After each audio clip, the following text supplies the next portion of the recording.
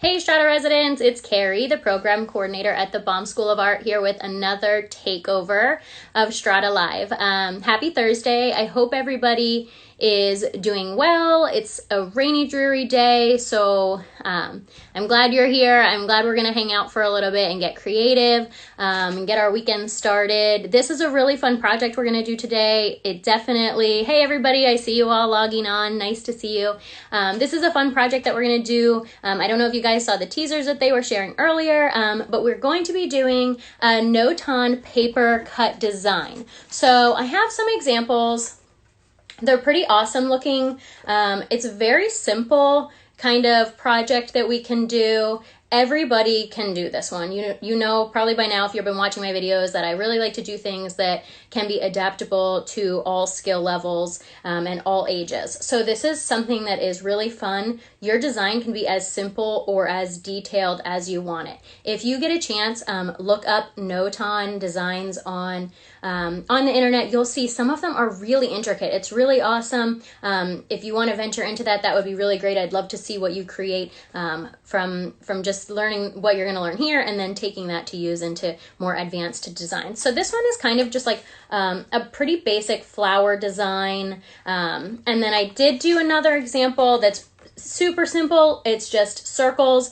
It really has an awesome outcome though. So no matter what you do, it's going to look really awesome. You don't need many supplies for this. Most of the things you probably have at home.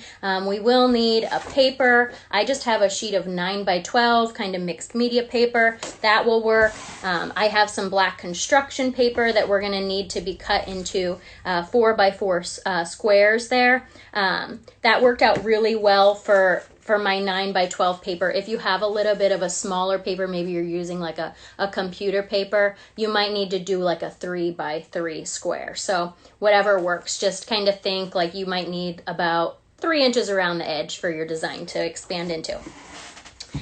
You will need a pencil to draw your design on, a glue stick or Elmer's glue would even work, and then a scissor.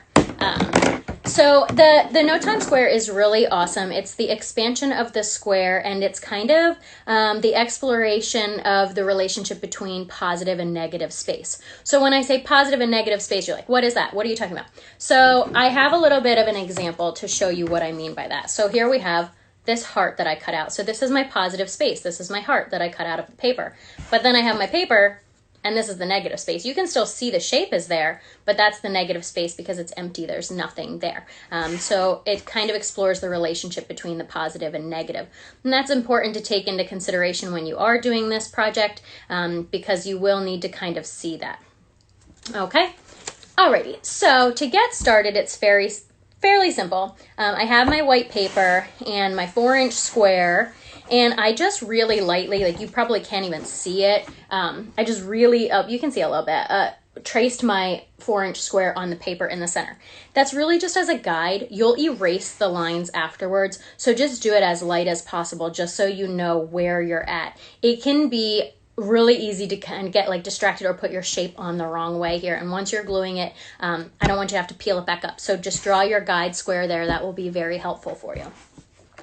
So you've got your 4-inch square, and you can start this however you'd like. So you could draw symmetrical shapes as if you would like. So for example, if you were doing something like a heart, you wouldn't be drawing the full heart, you would just draw the half. So you could draw that along the edge. You could do a flower shape, you could do squares, you could do an organic free form shape if you would like, similar to kind of how these flowers are. They're very free form. I just kind of made a shape, or the circles are very geometric. I went with that. So it's really up to you. You can do a different shape on each side. Experiment with it. Cut yourself a bunch of these squares because you're going to want to do more than one. So the first one might not turn out so great. Keep on going.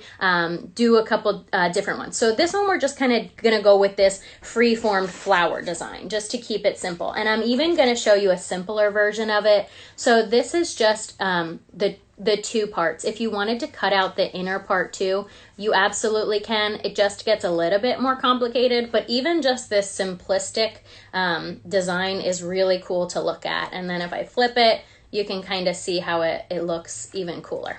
All right, so I have my square. You're gonna wanna draw out your design on it. Just keep in mind that you need to start on the edge and end on the edge. So if you're starting your shape right here, you wanna make your flower shape and then end right here as well.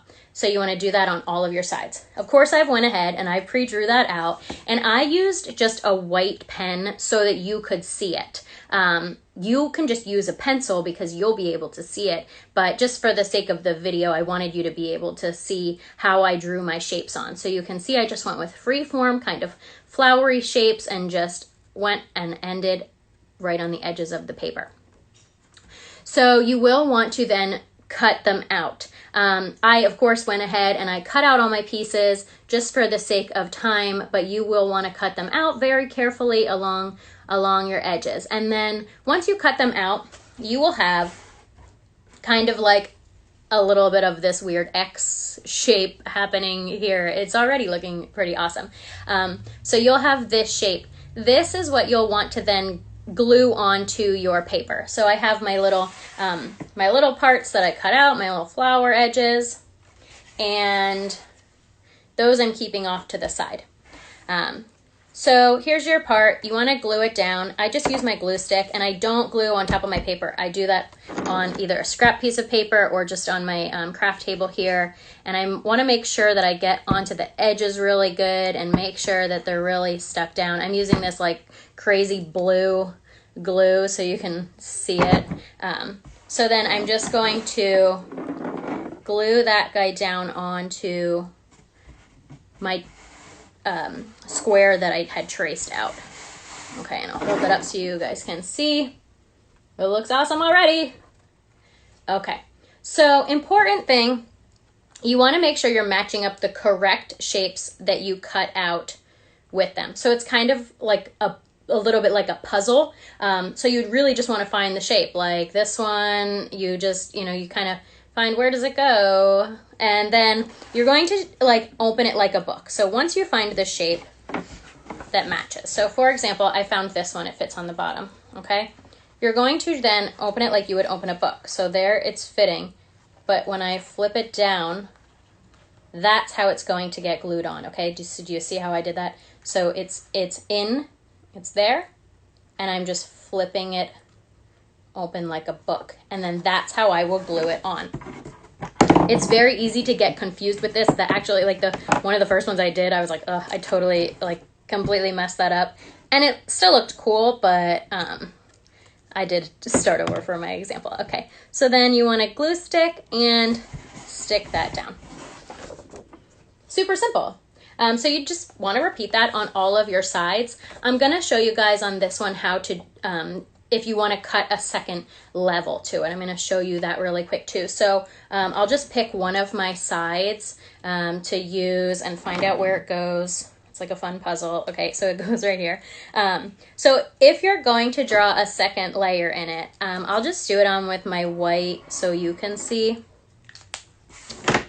So I just drew another one there, and I'll very quickly cut that out so that I can show you how to do like the second layer. All right, so I've got now two shapes. This one fits in here. Okay, so I'm gonna have that on my paper and make sure it fits in like your puzzle. Okay, so I've got it on there.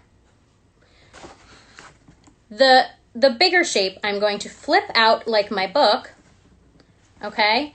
But I'm gonna leave the center one inside. So I'm gonna glue stick those down really quickly just so you can see it and you're not confused as to what I'm talking about. Does anybody have any questions so far? Feel free to shout them out and ask. I'm glad you're all here. Oh, the Baum School joined. Hey, Baum School. All right, so, all right. Okay, so do you see I flipped this top one out like the book, but I flipped the second one into the center to give it that kind of look. So you could do that with as many layers as you want. If you wanted to make these very thin, you could do that a couple times and maybe have 4, but you would be flipping the first one out and then in and then out and then in. So you would want to stagger them like that to give you that look. Hey, Baum School, I see you saying hi, Karri. All right, so I'm going to glue these other couple pieces on just so we have it finished. Same thing, I'm going to match up my puzzle pieces. This one goes here. So then I'll flip it out like the book page and glue that one on. And then my last one. It's easy when they're all different kind of shapes. If you're doing a circle and they're not all perfectly perfect, you want to kind of maybe keep them off to the side so that you know which one goes where so that they match up evenly. These kind of like freeform shapes are easy to tell, like obviously that one goes there, you know?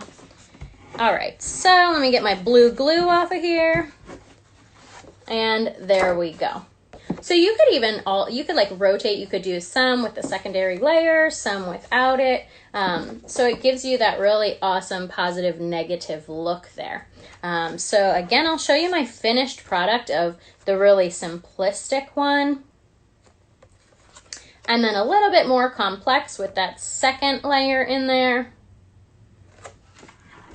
The circle that also had 1 and 2 circles cut out.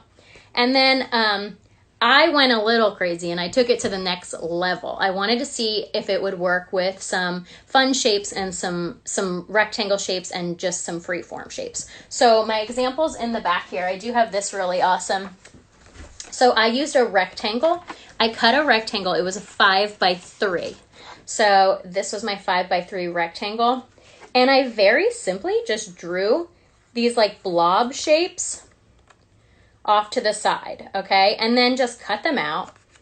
They're kind of like raindrops. And it's like, it's the mirror image. It's kind of like the reflection. So that one was really cool. I did this one, which is kind of fun. I just did the same thing, the rectangle, and cut out a large shape to make the final image looks a lot like a butterfly. Super easy. And then this last one, which I thought was really awesome, I just used the square and I didn't even draw this out. I just cut free form, just going with a tree, kind of getting that look. So it kind of looks like it's like a shadow there. Very cool with that positive negative effect. You really can be super creative with this. They look really cool when you put them together. So if you have quite a few of them, you could put them together in one final piece of art. So for example, if we had 4 different shapes, we could put them all in one kind of frame, and it makes a really nice uniform look. So if you're, have a couple kids and you're all doing this project together, you can put yours together in one big kind of collage image to make a big family project piece of art, and it will look really awesome. So definitely have fun with it. Get creative. Share your pictures. I love to see them. I see Andrea's on. She shared some of her artwork last week and it was amazing. I really love to see it. You can send it to my email. It's karri@baumschool.org. Definitely send your stuff my way. Share it. What do we have? We say, Lauren says, it would be so cool in a shadow box. It would be really cool in a shadow box. It would be definitely a fun project. Oh, one more thing. You don't have to use black and white paper. These are really awesome with whatever color paper you have. You could use 2 different colors. You could use black in a color. You could use white in a color. You don't necessarily have to use these. So try it out with whatever color paper you have around too. Get creative with it. It's really a fun project. Kind of like test your skills too. Like you could just start cutting. You don't even have to really draw it.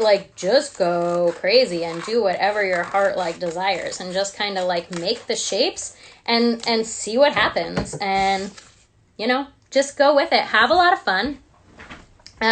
Definitely share your pictures. I'm glad we got to spend a little bit of time together on this rainy Thursday. I really am enjoying making these videos, so I hope you guys are enjoying them too. I look forward to seeing you all next week. Thank you for joining me, and we'll see you next time. Thanks so much. Have a great weekend.